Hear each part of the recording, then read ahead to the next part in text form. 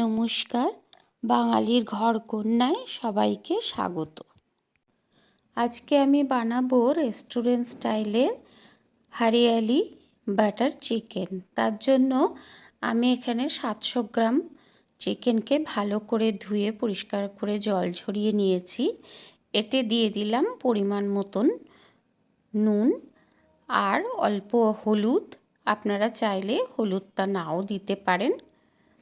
এবার দিয়ে দিলাম ছোট 1 চামচ জিরে গুঁড়ো আর বড় 1 চামচ ধনে গুঁড়ো।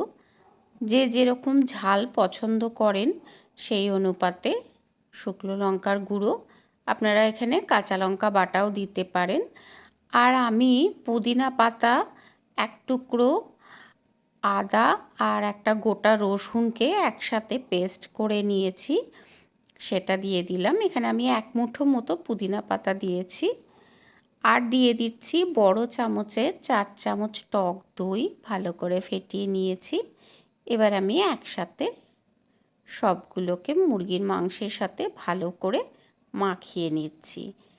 আমার পুদিনা পাতাটা যেহেতু কয়েকদিন ফ্রিজে ছিল, তাই সবুজ রঙটা একটু কমে গেছে। এবার আমি এটাকে ঢাকা দিয়ে আধ ঘন্টার জন্য রেস্টে রেখে দেব। এদিকে কড়াইতে আমি সাদা তেল দিয়ে দিয়েছি আর এখানে দিতে হবে বাটার।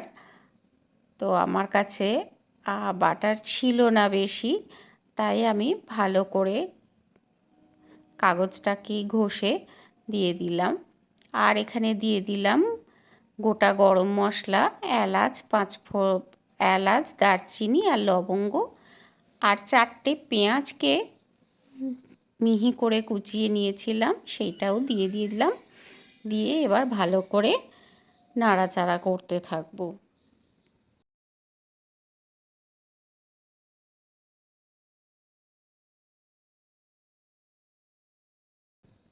ভাজা ভাজা করতে করতে পেঁয়াজটা বেশ গোলাপি রং হয়ে গেছে। এবার আমি এখানে 2টো তেজপাতা ছিঁড়ে দিয়ে দিলাম।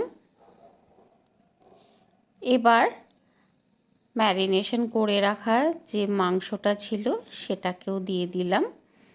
এবার ভালো করে সব কিছুকে মিশিয়ে নেব।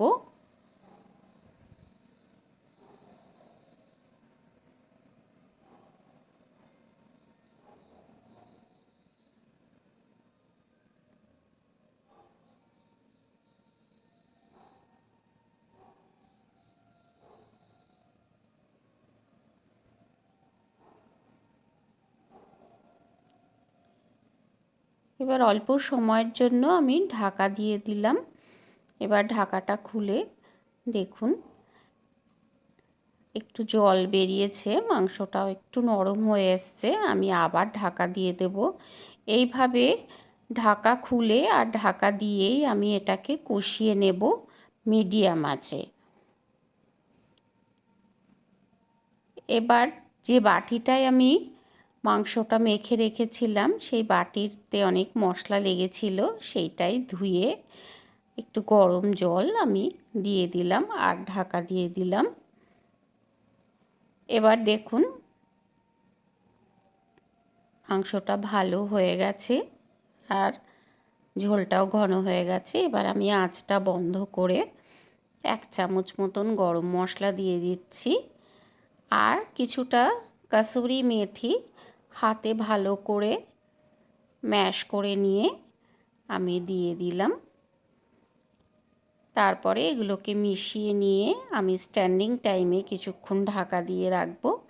তারপর তুলে নিলেই আমার এই চিকেন একদম রেডি।